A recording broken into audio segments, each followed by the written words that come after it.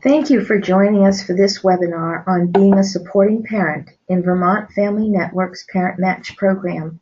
My name is Jan Hancock, and I'm a family support consultant at the Vermont Family Network. We're grateful for your interest in learning more about participating in a one-to-one peer-parent match. VFN is the Vermont affiliate of Parent to Parent USA, which endorses and supports parent match programs across the country. Through a one-to-one match, experienced support parents offer emotional support to families and assist them in finding information and resources. Over the years, VFN has made hundreds of parent matches, and we hear from parents again and again about how helpful it was to talk with another parent who's been there. Our learning objectives for this webinar are being a support parent, skills and attributes, steps in the process, best practices, helpful tips. Support parents have a child with a special health care need, which is defined by Maternal and Child Health Bureau as those who have one or more chronic physical, developmental, behavioral, or emotional conditions, and who also require health and related services of a type or amount beyond that required by children generally. A support parent has had the time and opportunity to go through their own process of adjustment and different emotional states. They've gained valuable insights and experience. The shared goal of both parents is to support our children in becoming all they can be. Sharing our experiences is a way to help achieve that. National research done in the 1990s showed that families supported by other families with similar experiences had better health and well-being outcomes. To benefit from a parent match, the requesting parent needs to feel heard and understood.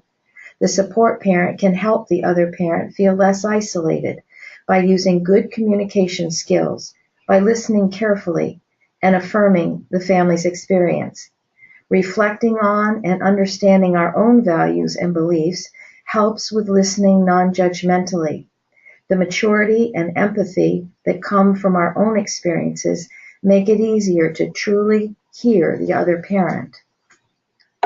While we keep the focus of our conversation on the other parent's concerns and story, many parents find it helpful to hear about your experiences, joys and hopes, and practical solutions and resources you've used. Being assured of confidentiality is the foundation of a trusting relationship. Both parents need to know that their feelings and information about their families and children are not passed on to anyone else. It's crucial, especially in the small state of Vermont, that privacy is maintained for both families. Cultural humility is the idea of standing in someone else's shoes. Yours is not the only cultural group, it's one of many. All people need to be equally respected. Let's take a quick look at the steps in the process. Step 1. A parent requests a match based on their self-identified needs, which may include new diagnosis, community resources, medical, mental health, or behavioral issues, education or healthcare systems, and transitions. The most important point is that the parent who wants to be matched with another parent decides the criteria of the match. Step 2. We find a potential match by looking in our confidential database or consulting with other staff. In some situations, we need to look nationally if we can't find a match in Vermont. Step 3. We ask the support parent if they are available and whether it's a good time for them to support another parent. Please feel free to decline a match if it's not a good time for you. We completely understand that families lead busy lives. Step 4. Once we have the permission of both parents, we share contact information, usually by sending both parties an email. Step 5. We ask that the support parent reach out first and ask the person who is requesting the match if it's a good time to talk. If you're having trouble making a contact, you can try leaving a voicemail message if it's a private cell phone, or sending a text message. Please let us know if we can help. Step 6. Parents usually talk a few times on the phone, but in some cases talking in person works for both parties, and that's fine. Step 7. We periodically follow up with parents to see how things went and to make improvements in our process. Let's review some best practices. Trusting the other parent is important to both parents because we don't share feelings and painful experiences unless we feel safe. That means knowing your privacy is protected. No talk of the family details belongs in conversations in the grocery store or with children or anywhere but on the phone or in-person meetings. To set up a good time to talk, texting or email works well for most folks. Paying attention to what the other parent wants and needs rather than assuming their situation and concerns is most helpful. Parents often say that hearing what has worked for other families helps them try new ideas and gives them a different perspective. We can brainstorm as peer parents about what the family has tried, what are their strengths and successes, and what challenges they face. Having time to think aloud with a friend who understands is what we offer. As a support parent, you are giving the gift of your heart and sometimes planting a seed of hope in the parent you are supporting. Parents have said that this is an invaluable gift. As one parent commented, we may not have answers, but we can hold hands and give each other courage. Thank you for your interest in being a support parent or asking for a parent match. For more information about our Parent Match program, visit our website at vermontfamilynetwork.org. Search on Parent Matches and read our frequently asked questions and answers. Please remember that our family support consultants are parents themselves and welcome calls about any concerns. Please contact us whenever we can help. Now for a short video from Amy, who is one of our support parents. Amy offers helpful tips from the perspective of both a parent who has supported other parents and receives support herself. Thank you again for listening to this webinar.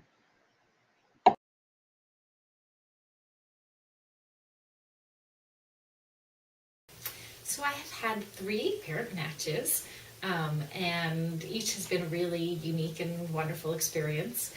All of them have been folks that I have been in touch with by phone. Sometimes they were folks that lived in another state that didn't have an available match or an available family with a similar diagnosis in their state. And so for each of those folks, we emailed a little bit just to find a time to meet. That was always a bit of a challenge because people have busy, hectic lives, and we all had a lot going on. But coming up with a time by email was really helpful, just in terms of getting together and feeling like we knew we were going to have real time to talk.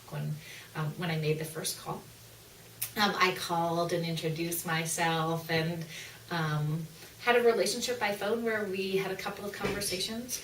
In one of those cases, it was very early in the diagnosis of that particular child. They were just born maybe a couple of weeks or months before, and so we had an initial conversation where I just introduced myself and shared a little bit of my family story and my son's diagnosis and what he'd gone through. And then we had a kind of follow-up relationship where we talked a couple of times, separated by weeks. We often shared pictures. I shared some of kind of what it had been like for my family at that same time when my son was just born, but I also did a lot of listening. And I think in all 3 situations, it was interesting that the parents that I talked to had never talked to another family with a child with a similar diagnosis. And I think part of it was just that they were relieved to hear that someone else had lived through some of the same things that they were living through at the moment. And also, in all 3 of the situations, my son was certainly older than the kids that we were talking about. And so I think my sense is it was really nice for those families to sort of hear kind of what his life was like as an 8 or 9 or 10-year-old, particularly because they were in the process of sort of imagining what might be to come and all the uncertainty that comes with a difficult diagnosis.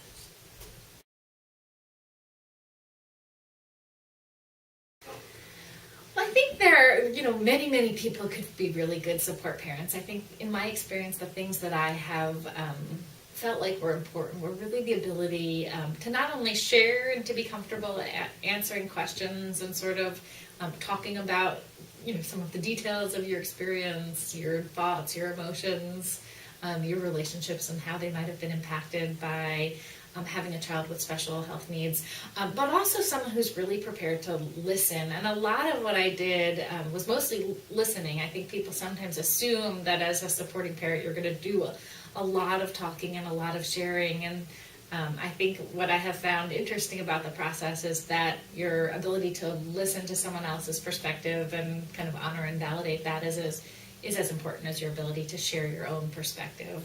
And so I think your ability to sort of listen, affirm, validate can be very important. That's a skill that I think is required of a supporting parent.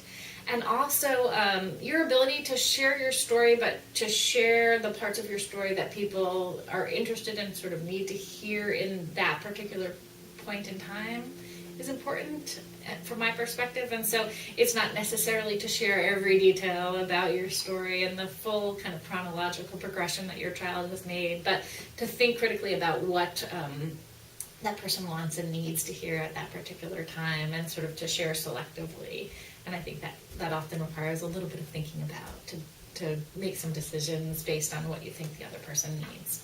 Certainly things like empathy, interest, curiosity, the interest in kind of connecting with other people and kind of helping them along in their process the way that you might have been helped is particularly important.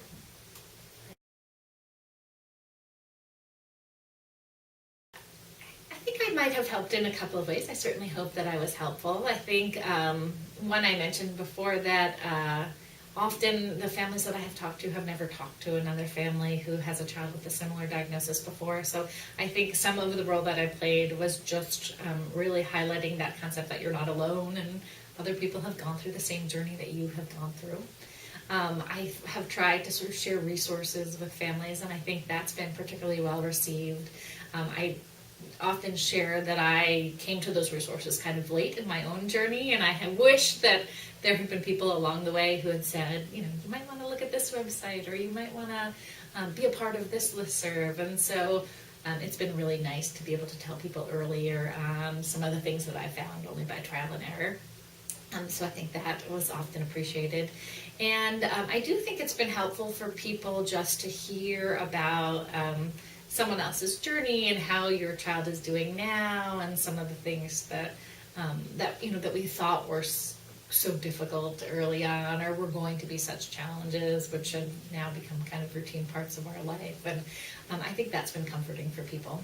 And I think I've also really benefited in the process. I think it is helpful. I certainly, my goal is to be supportive to other people, but I do think you get something back from that experience, just in terms of feeling like, that we can use what we've gone through in our journey to help others is kind of rewarding or reinforcing. I think it does make you think again. I think you have the same feeling that you're not alone as well, that there's a community of other people who have this shared experience that you connect with. And so I think we have both benefited from those relationships when I've been involved.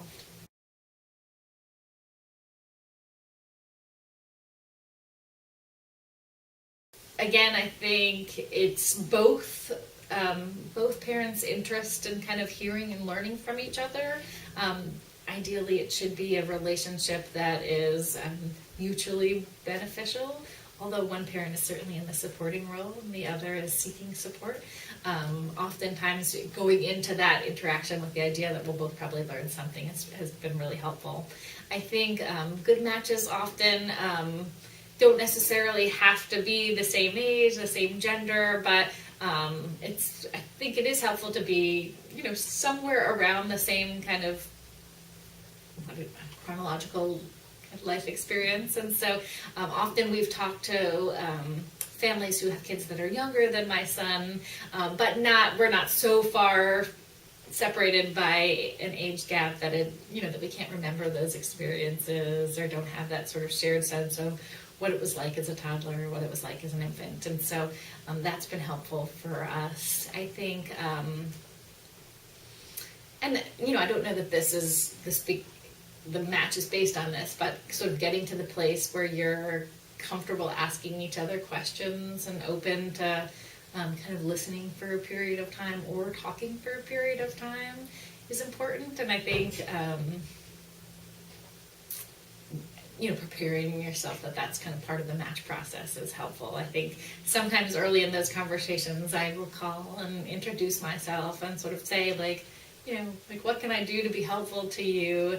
And often people don't necessarily have a very clear idea of what that is. Sometimes they just say I just thought I'd want to hear you talk, and so being prepared to just talk a little bit before you really get to that period of sort of questions and sharing and real kind of conversational exchanges is important. And so people who are willing to just kind of talk, it's really helpful, I think.